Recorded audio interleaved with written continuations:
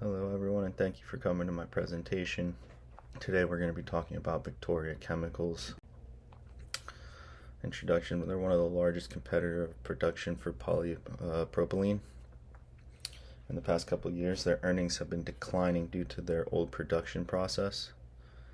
And one of their analysts is proposing the Maryside project. This will improve their efficiency and their energy savings. So Victoria Chemicals capital expenditure. We're going to talk about how they pick their projects and the requirements for their projects. Categories of acceptable projects: it either has to be a new product or entering a new market, product or market expansion, engineering efficiency, or safety and environment concerns. The requirements for projects: they must meet 3 of the 4 performance requirements, must have an impact on the EPS, a payback period of 6 years or less, the net present value must be greater than 10%, and the IRR has to be greater than 10%, the net present value in terms of the DCF, the discounted cash flows. The transportation department currently is not needing any upgrades, but with this new production line, they will need to purchase new tankers eventually in the future. So the transportation department suggested a GBP $2 million plan to buy more trucks included in this project. They currently don't need them, but they will in the future. So since this will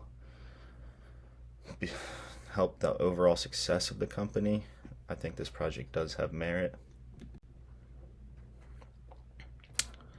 The sales department is concerned about cannibalization from their Rotterdam location due to the increased production from the Maryside location. I believe there will be some cannibalization.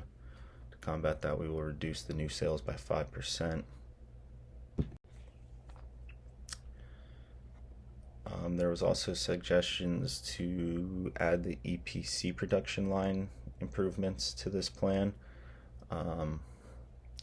but that would cost GBP $1 million project, and the project alone has a net present value that's negative, and the guy that proposed it kind of tried to slide it in under there, and I think it has no merit due to the fact that the NPV of the project alone is negative.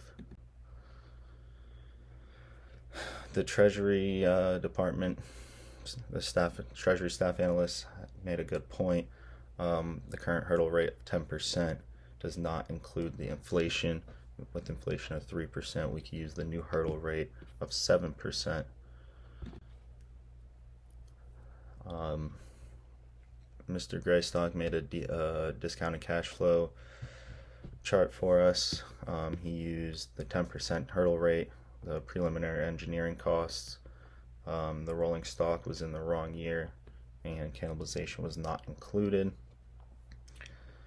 So some modifications we can make to that discounted cash flow are using straight line depreciation, which is what the company's been using all along. Could move the accelerated rolling stock to 2010 from 2012, and then also account for the cannibalization. As I mentioned earlier, we would be reducing our new sales by 5% to account for that cannibalization, because with this new production line and production going so well at Maryside, it will take a little bit of sales from the Rotterdam location. In addition, we could use 7% as the discount rate instead of 10%.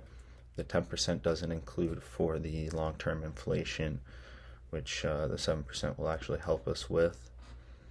And then with all these modifications, the new net present value changes to 5.58, and the internal rate of return changes to 13.6%. Since the net present value is positive and the IRR is above the hurdle rate, that's a good sign. The current project worth for Victoria Chemicals is going to be GBP $5.58 million. And then in conclusion, they should do this project because it has a positive NPV for them and it exceeds their hurdle rate. And thanks again everyone for coming out to this presentation, and have a wonderful day.